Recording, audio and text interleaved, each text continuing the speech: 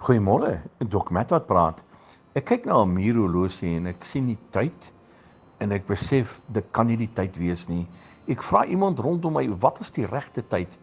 En hulle gee vir my die korrekte tyd. Toe besef ek dat hierdie horlosie se tyd stil staan.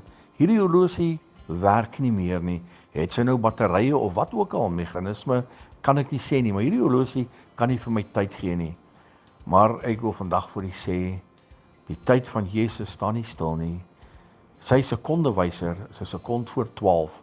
Nie lank nie, dan gaan hierdie sekondewyser oorslaan en dan is ons tyd op aarde verby. Dan gaan hy kom en hy gaan sy bruid kom haal. Die koms van die Jesus is so naby. Die tyd het uitgeloop, my vriend.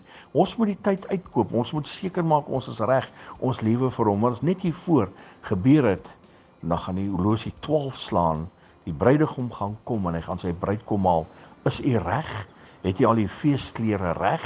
Is jy reg om saam met hom te gaan fees vier? Of is jy nog nie reg vir daai laaste sekonde wat aanbreek nie? Wat is die situasie rondom u lewe? Waar staan die klok vir jou? Ek wil u bemoedig, tyd is verby. Jesus is op pad. Hef jou oë op, kyk na al die dinge wat rondom ons gebeur.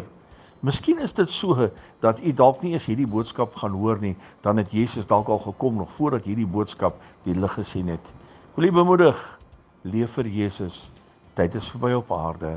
Herlewingsgroete.